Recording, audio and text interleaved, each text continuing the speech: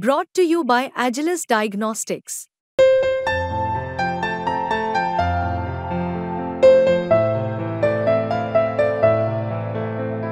Agilus Diagnostics.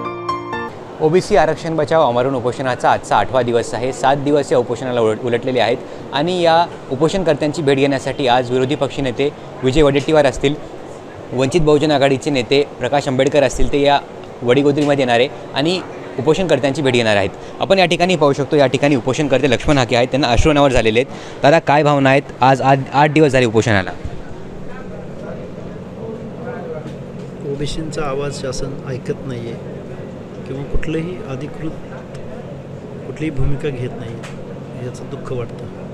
Laxman Hake हा कोणतरी साधा कुटुंबातला मुलगा असू शकतो, कुठलाही बॅकग्राऊंड नसणारा किंवा चेहरा नसणारा, पण आम्ही काय म्हणतोय ह्या भावनेकडे तरी शासनानं लक्ष दिलं पाहिजे, ही आमची भावना. एक मेंढपाळाचा मुलगा जो आहे तो आज मोठा झालेला आहे, एक समाजाचं नेतृत्व करत आहे. काय वाटतं, काय भावना आहे सर?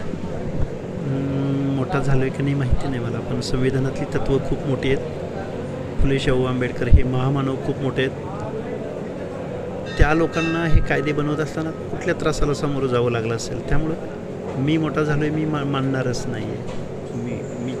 मी कॉमन मॅन आहे. मी फक्त संविधानात लिहिलेल्या गोष्टी बोलतो. मी मोठा झालो आहे का नाही माहिती नाही, ती संविधानातली तत्त्वं मोठी आहेत.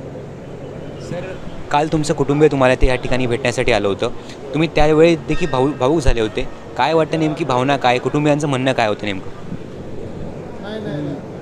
खूप दिवसानंतर कुटुंबीय आलेले होते, पण त्यांची भक्कम साथ आहे. मी रात्रंदिवस मनात येईल त्यावेळी रात्री 11 वाजता घरी आलो आणि 12 वाजता घराच्या बाहेर पडलो.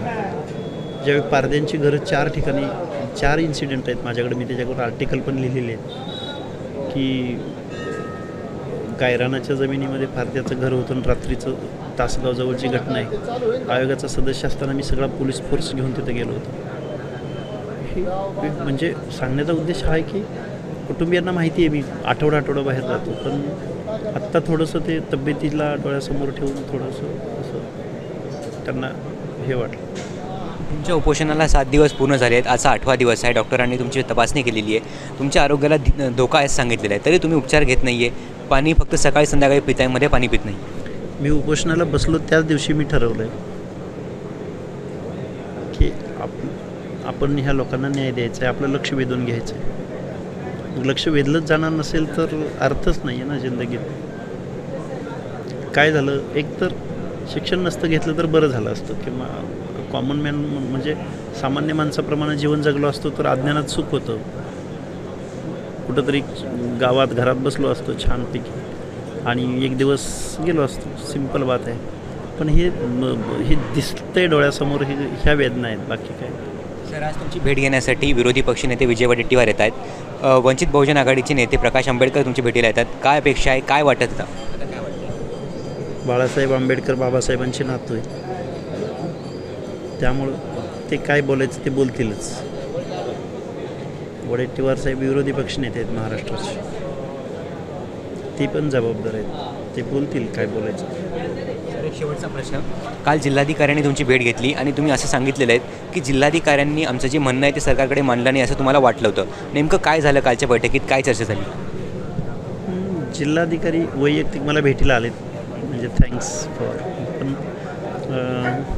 पण त्यांच्याकडे शासनाचं मला कुठलं अधिकृत काही वाटलं नाही. म्हणजे त्यांच्या बोलण्यातून त्यांनी माझ्या आरोग्याची चौकशी केली, डॉक्टरांना पुढं बोलवून घेतलं. हा एक जिल्हाधिकारी म्हणून थँक्स त्यांचे, पण शासनाचं कुठं त्यांना काही एखादी सूचना आली असं मला त्यांच्या बोलण्यातून जाणवलं. आता काय अपेक्षा काय नेमकी सरकारकडून, काय वाटतं, मग काय मागते? 2च प्रश्न पहिल्या दिवसापासून आम्ही विचारलेत, त्या प्रश्नाची उत्तरं शासनाने द्यावीत. आम्ही साधा जिल्हाधिकारी जरी आले तरी उपोषण सोडू. आपल्यासोबत उपोषणकर्ते नवनाथ वाघमारे आहेत. यांची प्रकृती जी आहे ती आता हळूहळू खालवत चाललेली आहे, त्यांनी उपचार घेण्यास देखील नकार दिलेला आहे. सर, काय सांगणार? डॉक्टर तुमची वारंवार तपासणी करत आहेत, तुम्हाला उपचार घेण्यास सल्ला देत आहेत, मात्र तुम्ही उपचार न घेण्यावर ठाम आहात. कारण गेल्या 7 दिवसापासून आम्ही अन्न पाण्याविना आहोत आणि आजचा 8वा दिवस आहे आणि आम्हाला खूप विकनेस वगैरे सगळ्या गोष्टी आहेत. डॉक्टर आम्हाला वारंवार विनंती करतात, तुम्ही उपचार घ्या, परंतु आम्ही उपचार नाही घेणार आहोत. कारण की कुठल्या एखाद्या समाजाचं प्रस्थापित समाजाचं आंदोलन जर सुरू असेल तर त्याला रेड कार्पेट टाकून मंत्रिमंडळ लोटांगण घेतं. दुसऱ्या दिवशी तिसऱ्या दिवशी त्यांना भेटायला जातं, त्यांच्याशी चर्चेला तयार असतं. आम्ही गेल्या 7 दिवसापासून इथं बसलो. आमच्याकडं कुठलाही प्रतिनिधी अधिकृत आजपर्यंत आमच्याशी चर्चा करायला आला नाही. आणि कुठंतरी त्या दिवशी 2-3 मंत्री आले होते, हे कुठंतरी आमचं आंदोलन मोडीत काढण्यासाठी अनधिकृत आले होते. ते अधिकृत नव्हते. म्हणजे त्यांना आमचं आंदोलन मोडीत काढून आम्हाला इथून उपोषणाला उठवलं आणि चला मुख्यमंत्र्याकडे चर्चा करू असं काहीतरी करून हे आंदोलन संपवायचं होतं.